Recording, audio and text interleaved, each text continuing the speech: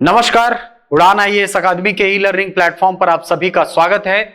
मैं हूं सुधीर वर्मा और इस वीडियो के अंतर्गत हम देखेंगे समसामयिकी के कुछ ऐसे तथ्य जो कि आपके एग्जाम के लिए अत्यंत महत्वपूर्ण है। आज की वीडियो में आगे बढ़ने से पूर्व आप सभी को पुनः एक बार सूचित कर दें कि उड़ान आईएएस अकादमी के द्वारा सीजीपीएससी प्रीलिम्स के लिए टेस्ट सीरीज का आयोजन किया गया है, जो कि प्रारंभ हो चुका है 16 मई से। आप टेस्ट सीरीज जल्द से जल्द ज्वाइन करें, जिससे कि आपकी पढ़ाई की निरंतरता बनी रहे। इस टेस्ट सीरीज से जुड़ी हुई अधिक जानकारी के लिए आप दिए गए नंबरों पर संपर्क कर सकते हैं। चलिए, तो आज की इस श्रृंखला में हमारा पहला प्रश्न है, छत्तीसगढ़ में मुख्यमंत्री वृक्षारोपण प्रोत्साहन योजना कब प्रारंभ किया जाएगा? ठीक है, मुख्यमंत्री वृक्षारोपण प्रोत्साहन योजना। ठीक है, नाम से ही स्पष्ट है कि वृक्षारोपण को प्रोत्साहित करने के लिए ये योजना प्रारंभ की जा रही है। ठीक है, वैसे भी हमारा छत्तीसगढ़ जो है वो वन संसाधन में काफी समृद्ध राज्य है। ठीक, तो हाल ही में वृक्षारोपण को प्रोत्साहित करने के लिए मुख्यमंत्री वृक्षारोपण प्रोत्साहन योजना को मंजूरी दी गई है। ठीक, योजना से आपके प्रश्न एग्जाम में आते हैं। ठीक, और आपको एक चीज और करेक्ट आपको करवाना चाहूंगा कि पिछले वीडियो में हमने प्रयास किया था कि शासकीय विभाग के वेबसाइट के जो स्क्रीनशॉट है उसके माध्यम से आपको मैं जो ऑथेंटिक डेटा है वो देने का प्रयास करूं। ठीक है, उसके अंतर्गत मैंने आपको एक योजना बताई थी, छत्तीसगढ़ महतारी दुलार योजना। बहुत इंपॉर्टेंट योजना है, याद रखिएगा, महतारी दुलार योजना। ठीक है, शासकीय विभाग के एक विभाग है, उसके वेबसाइट में ये प्रारंभ तिथि इसका लिखा हुआ है 27 मई 2021। 27 मई 2000 उस विभाग के वेबसाइट में लिखा हुआ है, लेकिन इसकी अधिसूचना जारी हुई है 22 मई 2021 को। 22 मई 2021 को। तो यहां से आपको कंफ्यूजन हो रहा है कि 27 मई को प्रारंभ हुआ या 22 मई 2021 को यह योजना प्रारंभ किया गया है। तो याद रखिए, जब इस प्रकार के तथ्य आपस में मिसमैच होते हैं तब वहां पर हमेशा अधिसूचना के दिनांक को ही प्रामाणिक माना जाता है। ठीक है, क्योंकि इसी दिन जारी क्या हुआ था, अधिसूचना जारी हुई थी। तो आपका आंसर यहां पर अगर प्रश्न आए कि छत्तीसगढ़ महतारी दुलार योजना कब प्रारंभ हुई, तो जिस दिन अधिसूचना जारी की गई उस दिन से यह प्रारंभ माना जाता है। ठीक, तो ये कब प्रारंभ हुआ, 22 मई 2021। तो अभी तक मैंने आपको जितनी वीडियो में बताया है कि महतारी दुलार योजना जो है वो 27 मई को प्रारंभ हुआ है, उसको आप करेक्ट कर लेंगे, उसकी तिथि बदल लेंगे और लिख लेंगे क्या, 22 मई 2021 को। ठीक, तो वापस आते हैं प्रश्न में। प्रश्न में पूछ रहा है वृक्षारोपण प्रोत्साहन योजना कब प्रारंभ किया जाएगा। ऑप्शन है आपके पास 11 जून, 12 जून, 1 जून या 5 जून। तो आइए जानने का प्रयास करते हैं कि यह योजना कब प्रारंभ हो रही है। चलिए, तो यहां पर आप देख पा रहे हैं प्रविष्टि तिथि है यहां पर 30 मई 2021 की। ठीक, लिखा है छत्तीसगढ़ में मुख्यमंत्री वृक्षारोपण प्रोत्साहन योजना 1 जून से प्रारंभ हो रहा है। ठीक है, तो कब प्रारंभ हो रहा है ये योजना, 1 जून से। वृक्षारोपण को प्रोत्साहित करने राज्य सरकार का अहम निर्णय। ठीक, इसी में आगे लिखा है कि योजना में सभी नागरिक, ग्राम पंचायत तथा संयुक्त वन प्रबंधन समितियां होंगी पात्र। ठीक, ये संयुक्त वन प्रबंधन समिति क्या होता है, आप योजना वाले सेक्शन में, ठीक है, योजना की जो सीरीज हमारे द्वारा लाई गई थी उसमें वानिकी का जो चैप्टर है उसमें आप जाकर देख सकते हैं। ठीक, और पता चल जाएगा वहां से आपको कि यह संयुक्त वन प्रबंधन क्या होता है और इसके अंतर्गत किस किस प्रकार की समितियां जो है गठित की जाती हैं और उसका आधार क्या होता है। ठीक, तो वापस आते हैं प्रश्न में। प्रश्न में आपको क्या पूछा है, मुख्यमंत्री वृक्षारोपण प्रोत्साहन योजना कब प्रारंभ की जा रही है, तो आपका आंसर क्या हो जाएगा, 1 जून से। ठीक, तो यहां से आपका आंसर क्या होगा, ऑप्शन नंबर सी, 1 जून। चलते हैं अगले प्रश्न की तरफ। चलिए, अगला प्रश्न है मुख्यमंत्री के द्वारा वर्चुअल योगाभ्यास कार्यक्रम का शुभारंभ कब किया जाएगा। ठीक है, वर्चुअल योगाभ्यास कार्यक्रम जो है, देखिए ये पहली चीज कि ये एक योगाभ्यास कार्यक्रम है। ठीक है, यानी कि योग को प्रमोट करना। योग हमारी भारतीय संस्कृति की एक महत्वपूर्ण विरासत है। इसी को प्रमोट करने के लिए एक ऑनलाइन कार्यक्रम चलाया जा रहा है मुख्यमंत्री के द्वारा। ठीक है, राज्य सरकार की पहल है ये। ठीक, आपको पता भी होगा कि 21 जून को हम हर साल मनाते हैं योग दिवस। ठीक है, ये भी तो पता होना चाहिए।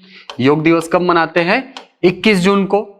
ठीक, अगर पिछले प्रश्न में जाए तो इसमें भी एक महत्वपूर्ण तिथि छुपी हुई है भाई। ठीक है, वृक्षारोपण प्रोत्साहन योजना, तो आपको पता होगा कि अभी 5 जून को आने वाला है क्या? पर्यावरण दिवस। ठीक है, इस प्रकार के प्रश्न डायरेक्ट पूछता है आपको, बोलेगा कि पर्यावरण दिवस कब मनाया जाता है। ठीक, कब मनाया जाता है? 5 जून को। और योग दिवस कब मनाया जाता है? 21 जून को। क्लियर, याद रखेंगे इसको। ठीक, तो इस योग की जो विरासत है इसको प्रमोट करने के लिए मुख्यमंत्री के द्वारा वर्चुअल योगाभ्यास कार्यक्रम जो है ये प्रारंभ किया जा रहा है। कब किया जा रहा है? ऑप्शन है आपके पास 31 मई, 1 जून, 2 जून, 3 जून। तो आइए जानने का प्रयास करते हैं कि यह कार्यक्रम कब शुरू हो रहा है। चलिए, तो यहां पर देख पा रहे हैं आप 30 मई 2021 की प्रविष्टि तिथि लिखा है, मुख्यमंत्री करेंगे 31 मई को वर्चुअल योगाभ्यास कार्यक्रम का शुभारंभ। छत्तीसगढ़ योग आयोग द्वारा कोविड के प्रभावों को कम करने और रोग प्रतिरोधक क्षमता बढ़ाने वर्चुअल योगाभ्यास एवं योग परामर्श कार्यक्रम जो है वो संचालित किया जाएगा। और योग की निःशुल्क कक्षाएं जो है वो 31 मई से निरंतर जारी रहेंगी। ठीक, सोशल मीडिया में लोग देख सकेंगे योगाभ्यास कार्यक्रम। ठीक, तो आप इस कोरोना संक्रमण काल में अपनी इम्यूनिटी को बढ़ाने के लिए बिल्कुल इस कार्यक्रम से जुड़िए। ठीक, योगाभ्यास कार्यक्रम जो प्रारंभ हो रहा है कब? 31 मई को। ठीक, तो आपका आंसर यहां से क्या हो जाएगा? वर्चुअल योगाभ्यास कार्यक्रम कब प्रारंभ किया जा रहा है? 31 मई को। चलते हैं अगले प्रश्न की तरफ।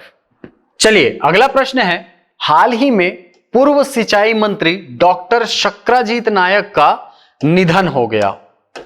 वे किस विधानसभा क्षेत्र से संबंधित थे?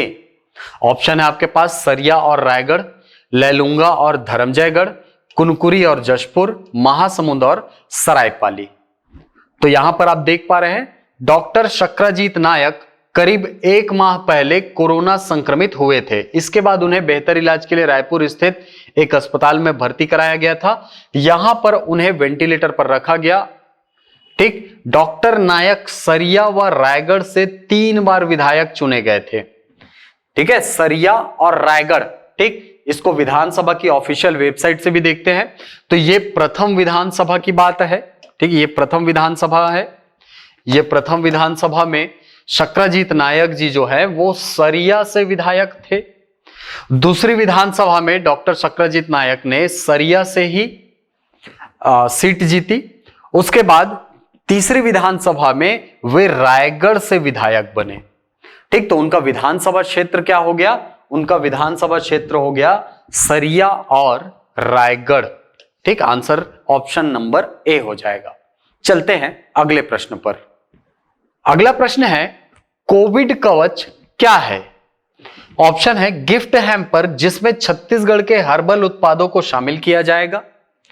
दूसरा ऑप्शन है इम्यूनिटी बढ़ाने संबंधी टिप्स देने के लिए निर्मित एप्लीकेशन।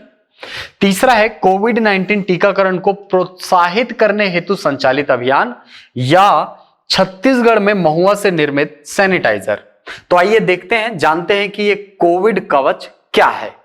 तो यहां पर आप देख पा रहे हैं अंतरराष्ट्रीय योग दिवस पर दुनिया भर में बटेगा छत्तीसगढ़ का कोविड कवच। क्या है ये? इम्यूनिटी बूस्टर के तौर पर राज्य के हर्बल उत्पादों के गिफ्ट हैम्पर दूतावासों में बांटे जाएंगे। ठीक है, और इसी गिफ्ट हैम्पर को नाम दिया गया है क्या? कोविड कवच। ठीक, यहां पर आप पढ़ पा रहे हैं कि इस प्रतिष्ठित समारोह के प्रतिभागियों को गिफ्ट हैम्पर के रूप में राज्य में तैयार और डिजाइन्ड कोविड कवच भेंट किया जाएगा। इसे एक इम्यूनिटी बूस्टर के रूप में हर्बल उत्पादों से डिजाइन किया गया है। ठीक, तो कोविड कवच क्या है? देखिए, कवच और कोविड कवच में बिल्कुल अंतर करते चलिए, है ना। कवच क्या है? कवच एप्लीकेशन है। ठीक है, कवच मोबाइल ऐप है, आपको पता होगा। ठीक, जिसके अंतर्गत जब लॉकडाउन लगा था पहली बार, ठीक है, जब कोरोना संक्रमण काल प्रथम चरण चल रहा था, तो उस समय ई पास की सुविधा देने के लिए ई पास की सुविधा प्रदान करने के लिए कवच एप्लीकेशन लाया गया था। ठीक, और ये कोविड कवच क्या है? कोविड कवच एक गिफ्ट हैम्पर है जो कि दिया जाएगा योग दिवस के दिन। ठीक है, जो प्रतिभागी उसमें भाग लेंगे उनको गिफ्ट हैम्पर के रूप में कोविड कवच दिया जाएगा। ये छत्तीसगढ़ के हर्बल से बना है, यहाँ की औषधियां इसमें डाली गई हैं और उससे इम्यूनिटी बूस्टर बना करके प्रतिभागियों को बांटा जाएगा। ठीक, तो यहां से आपका आंसर क्या हो जाएगा? Option number A, gift hamper, जिसमें छत्तीसगढ़ के हर्बल उत्पादों को शामिल किया गया है। ठीक, चलते हैं अगले प्रश्न पर। अगला प्रश्न है, बीसी सखी सुविधा का संचालन किस योजना द्वारा किया जा रहा है? ठीक है, इसको बोल सकते हो किस योजना के अंतर्गत किया जा रहा है। ऑप्शन है आपके पास मनरेगा, एनआरएलएम योजना, सजग मिशन या उपयुक्त में से कोई नहीं। तो आइए देखते हैं कि ये जो बीसी सखी कार्यक्रम है वो क्या है। चलिए, यहां पर लिखा है, देखिए बीजापुर का न्यूज है, 23 मई 2021 की प्रविष्टि तिथि है। लिखा है कि राष्ट्रीय आजीविका मिशन की बीसी सखियों के माध्यम से घर पहुंच बैंक। ठीक है, घर घर पहुंचा बैंक। तो यहां से मिशन का नाम ही लिखा हुआ है, राष्ट्रीय आजीविका mission, national rural livelihood mission, NRLM। ठीक, इसी जो बीसी सखी कार्यक्रम है या बीसी सखी अभियान है, इसको संचालित किया जा रहा है।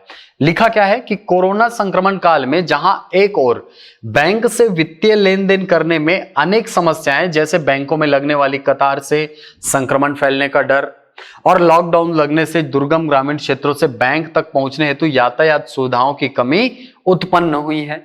ठीक, हमको पता है कि जब लॉकडाउन लगा है तो उसके कारण बहुत सारी समस्याएं जो है वो आम जनता को फेस करना पड़ा है।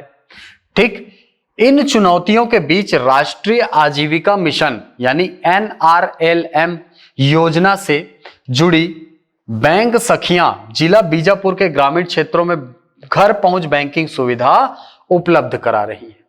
ठीक, तो ये जो बीसी सखी कार्यक्रम है, ठीक है, बीसी सखी कार्यक्रम है, इसका संचालन किसके द्वारा किया जा रहा है? NRLM के द्वारा। और इसका उद्देश्य क्या है? इसका उद्देश्य है लोगों तक घर घर बैंकिंग सुविधा को उपलब्ध कराना इस कोविड संक्रमण काल में। ठीक है, संक्रमण को रोकना है तो कुछ ना कुछ तो उपाय करना पड़ेगा, लेकिन वित्तीय लेन देन भी जरूरी है लोगों के लिए। तो उस स्थिति में लोगों को घर पहुंच वित्तीय लेन देन या बैंकिंग सुविधा उपलब्ध कराने के लिए बीसी सखी अभियान जो है वो प्रारंभ किया गया है। ठीक, और इसमें रोजगार किस माध्यम से दिया जा रहा है, किस योजना के द्वारा? तो NRLM। ठीक, चलिए, तो आपका आंसर क्या हो जाएगा यहां से? ऑप्शन नंबर बी, NRLM योजना। चलते हैं अगले प्रश्न की तरफ। चलिए, अगला प्रश्न है, छत्तीसगढ़ राज्य में आकाशीय बिजली वज्रपात से जन समुदाय को सुरक्षित रखने, मौसम का पूर्वानुमान, जनहानि को रोकने हेतु निर्मित मोबाइल एप्लीकेशन कौन सा है? ऑप्शन है आपके पास दामिनी ऐप, आकाश ऐप, बिजली ऐप या विद्युत ऐप। तो आइए देखते हैं कि बिजली से बचाने के लिए, ठीक है, जो आकाशीय बिजली है उससे बचाने के लिए और मौसम के पूर्वानुमान के लिए एक एप्लीकेशन बनाया गया, उसका नाम क्या है? सीधे तौर पर यहां से क्वेश्चन बनता है। चलिए, देख पा रहे हैं यहां पर 23 मई 2021 की प्रविष्टि है, प्राकृतिक आपदा आकाशीय बिजली वज्रपात से रोकथाम मोबाइल ऐप का उपयोग करने की अपील। ठीक, छत्तीसगढ़ राज्य में आकाशीय बिजली वज्रपात से बहुत अधिक जनहानि के मामलों को देखते हुए छत्तीसगढ़ राजस्व एवं आपदा प्रबंधन विभाग ने आगामी मानसून में प्राकृतिक आपदा से बचाव एवं राहत को ध्यान में रखते हुए जन समुदाय को सुरक्षित रखने, मौसम का पूर्वानुमान, जनहानि को रोकने हेतु विभिन्न प्रकार के मोबाइल ऐप्स जैसे दामिनी ऐप आकाशीय बिजली से बचाव के लिए, ठीक है, आकाशीय बिजली से बचाव के लिए दामिनी ऐप। आंसर क्या है इसका? दामिनी ऐप। ठीक, तो आंसर क्या हो जाएगा आपका यहां से? Option number A, Damini app जो है ये जानकारी देता है आकाशीय बिजली के संबंध में। ठीक, यदि आकाशीय बिजली के बारे में पूर्वानुमान हो, ठीक है, पहले से अगर वो पता लगाया जा सके तो होने वाली जनहानि को रोका जा सकता है। ठीक, याद रखिएगा दामिनी ऐप इंपॉर्टेंट है। चलते हैं अगले प्रश्न पर। अगला प्रश्न है, कोरोना से दिवंगत हुए मीडिया कर्मी के आश्रित परिजनों को छत्तीसगढ़ सरकार द्वारा कितनी राशि आर्थिक सहायता के रूप में दिए जाने का प्रावधान किया गया है। ठीक है, बहुत सारे पत्रकार जो है वो इस कोविड संक्रमण के दौर में नहीं रहे, ठीक है, उनकी मृत्यु हो गई, तो उनके परिवार को वित्तीय सहायता के रूप में कुछ राशि जो है वो छत्तीसगढ़ सरकार के द्वारा दी जाती है। ठीक, पहले ये राशि हुआ करती थी 2 लाख रुपए, ठीक है, और हाल ही में इसको बढ़ाया गया है। ठीक, कितना किया गया है आइए देखते हैं।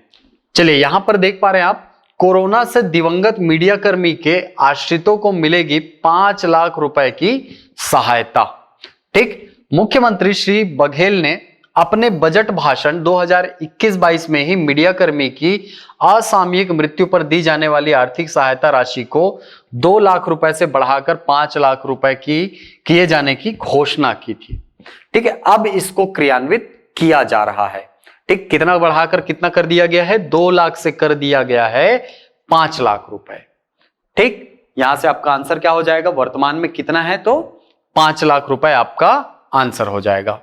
ठीक, ऑप्शन नंबर सी। चलते हैं अगले प्रश्न पर।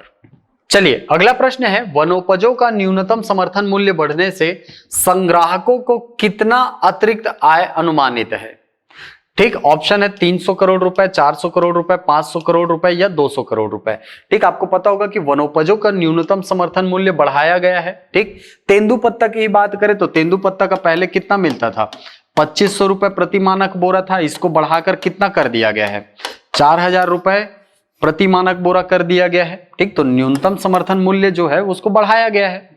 ठीक, तो इस बढ़ी हुई राशि से कितना लाभ मिलेगा जो संग्राहक हैं उनको, ये आपको प्रश्न में पूछ रहा है, अतिरिक्त आय बोल रहा है।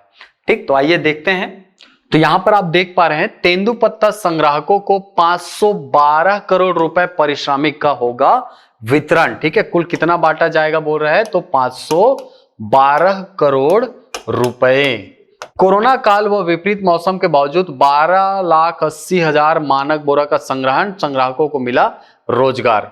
ठीक, अब देखिए क्या बोल रहे हैं, वनोपजों का न्यूनतम समर्थन मूल्य बढ़ने से संग्राहकों को 300 करोड़ रुपए की अतिरिक्त आय अनुमानित है।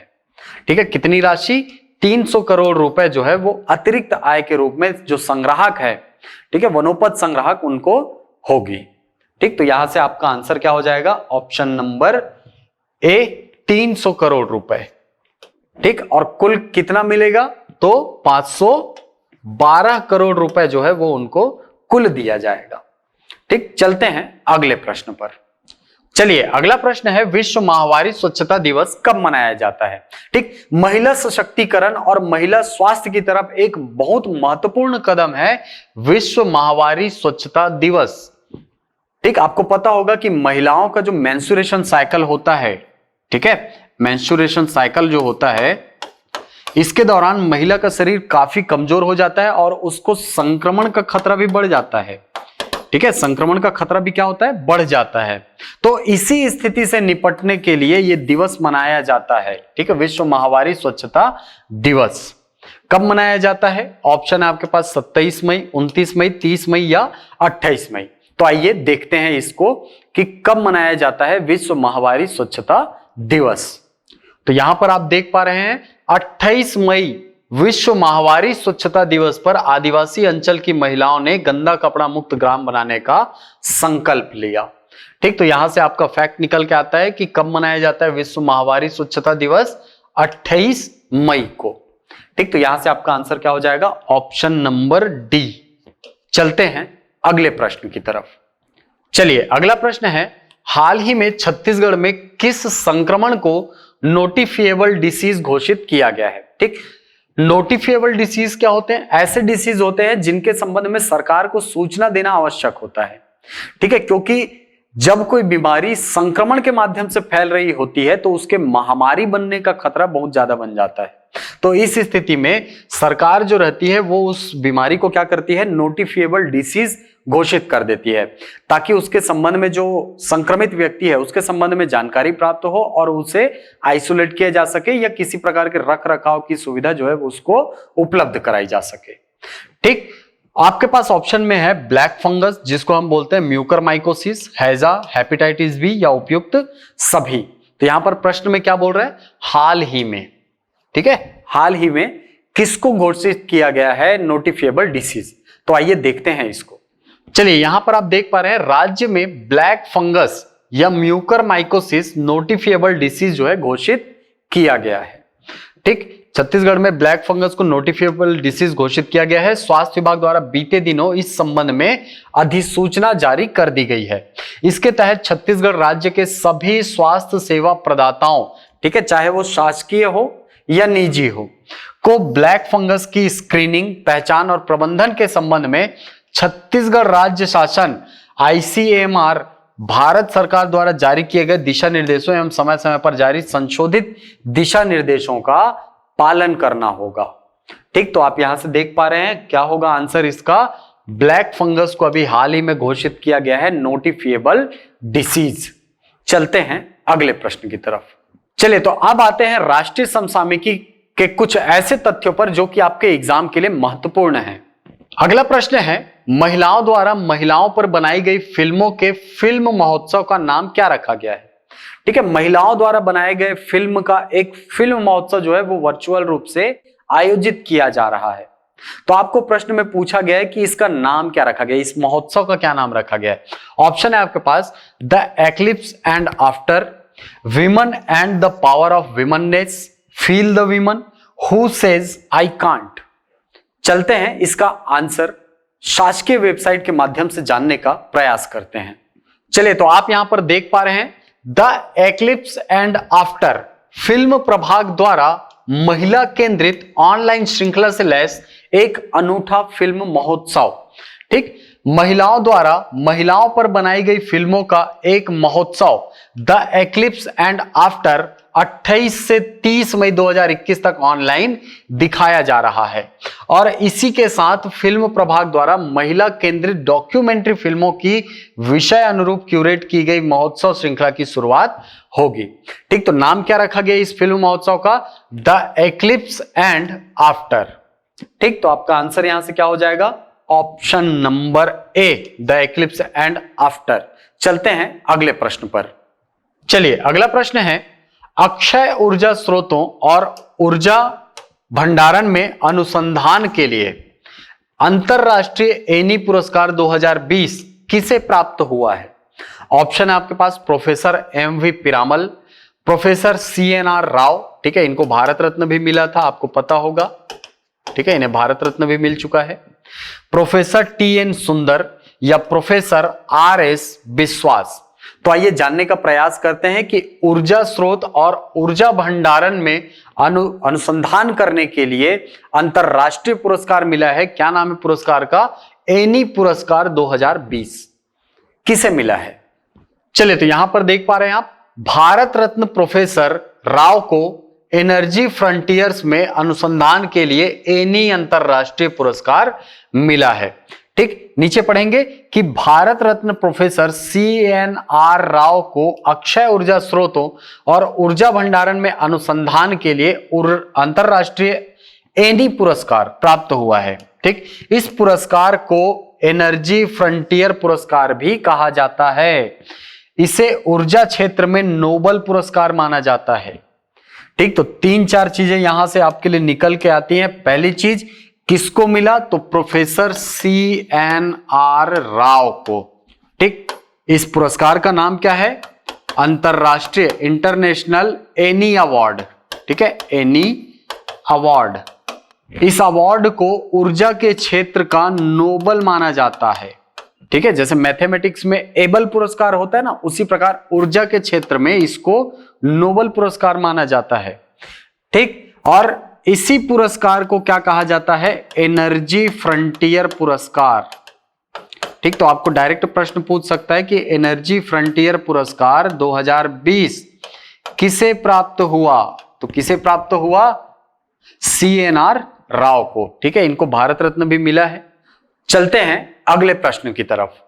चलिए, अगला प्रश्न है, PM केयर्स फॉर चिल्ड्रन योजना के तहत 18 वर्ष की आयु पूरी करने वाले प्रत्येक बच्चे के लिए कितनी राशि की सहायता कोष सावधि जमा यानी कि फिक्स्ड डिपॉजिट के रूप में निर्मित करने का लक्ष्य रखा गया है प्रति बच्चे? ठीक, आपको पता होगा कि अभी हाल फिलहाल में कोविड संक्रमण से बहुत सारे बच्चों के माता पिता की मृत्यु हो गई है, वो अनाथ हो गए। तो उनकी सुरक्षा करने के लिए, उनको शिक्षा प्रदान करने के लिए और उनका भविष्य सुरक्षित करने के लिए ये योजना प्रारंभ की गई है। नाम क्या है? PM cares for children. ठीक, और इसके तहत कितनी राशि दी जाती है, आइए देखते हैं। यहां पर आप देख पा रहे हैं, कोविड से प्रभावित बच्चों की सहायता और सशक्तिकरण के लिए PM cares for children empowerment of Covid affected children का शुभारंभ किया गया है। ठीक, ऐसे बच्चों को 18 वर्ष की आयु पूरी करने पर मासिक वित्तीय सहायता और 23 वर्ष की आयु पूरी करने पर पीएम केयर्स से 10 लाख रुपए की राशि मिलेगी। ठीक है, यानी कि जब 18 वर्ष की आयु पूरी कर लेगा वो बच्चा, तो उसे मासिक वित्तीय सहायता दी जाएगी, और जब 23 साल की आयु पूरी कर लेगा तो उसे पीएम केयर्स से 10 लाख रुपए की राशि दी जाएगी। तो यहां से आपका आंसर क्या हो जाएगा? कितने का फिक्स डिपॉजिट है? 10 लाख रुपए का। ठीक, चलते हैं अगले प्रश्न की तरफ। चलिए, अगला प्रश्न है, शिक्षा मंत्रालय के युवा प्रधानमंत्री योजना का लक्ष्य क्या है? ऑप्शन है युवा लेखकों को प्रशिक्षित करना, युवाओं को तकनीकी कौशल प्रदान करना, स्व सहायता समूहों के माध्यम से युवाओं का आर्थिक विकास, पूर्वोत्तर के युवाओं का खेल संबंधी प्रोत्साहन देना। ठीक है, उनको प्रोत्साहित करना। चलते हैं इसके आंसर की तरफ। तो यहां पर आप देख पा रहे हैं, सरकार ने युवा लेखकों को प्रशिक्षित करने के लिए युवा प्रधानमंत्री योजना की शुरुआत की है। ठीक, उद्देश्य क्या है? पहले ही लाइन में मिल गया आंसर, युवा लेखकों को प्रशिक्षित करना। ठीक, आंसर क्या हो जाएगा आपका? ऑप्शन नंबर ए, युवा लेखकों को प्रशिक्षित करना। चलते हैं अगले प्रश्न की तरफ। चलिए, अगला प्रश्न है, कृषि के क्षेत्र में सहयोग के लिए हाल ही में किस देश के साथ 3 साल की कार्य योजना पर स्वीकृति दी गई है? ठीक है, आपको पता होगा कि कृषि के क्षेत्र में बहुत सारे देशों के साथ हमारे अनुबंध होते रहते हैं। ठीक, ऑस्ट्रेलिया के साथ होता है, न्यूजीलैंड के साथ होता है। ठीक है, और हाल ही में कृषि के क्षेत्र में सहयोग के लिए एक देश के साथ 3 साल की कार्य योजना जो है स्वीकृत की गई है। ठीक है, जिसके अंतर्गत तकनीकों का आदान प्रदान किया जाएगा। ठीक, तो कौन सा देश है ये पूछ रहा है आपको प्रश्न में। तो आइए देखते हैं कि इसका आंसर क्या है। तो यहां पर आप देख पा रहे हैं, भारत और इजराइल ने कृषि में सहयोग के लिए 3 साल की कार्य योजना पर हस्ताक्षर किए। भारत इजराइल उत्कृष्टता गांवों से कृषि क्षेत्र में एक आदर्श परिस्थिति तंत्र तैयार होगा। ठीक है, यानी भारत और इजराइल के समेकित प्रयास के द्वारा गांवों जो क्षेत्र हैं, ठीक है, जो ग्रामीण क्षेत्र है, जो कृषि क्षेत्र है, उसका विकास किया जाएगा। ठीक, वर्ष 2021 से 2023 की कार्य योजना से भारत इजराइल द्विपक्षीय संबंधों को मजबूती मिलेगी, ऐसा कहना है हमारे कृषि मंत्री श्री नरेंद्र सिंह तोमर जी का। ठीक, तो यहां से आपका आंसर क्या हो जाएगा? Option number A, Israel. ठीक, तो ये थी आज की समसामयिक प्रश्नोत्तर श्रृंखला के अंतर्गत राष्ट्रीय और छत्तीसगढ़ समसामयिकी के कुछ तथ्य। आशा करता हूं ये वीडियो आपको पसंद आया होगा। यदि वीडियो पसंद आए तो इसे लाइक करें, शेयर करें, यूट्यूब पर कमेंट करें, अपना उत्तर दें। मिलते हैं अगली कक्षा में कुछ नए क्वेश्चंस के साथ और उनके उत्तर के साथ। तब तक के लिए धन्यवाद।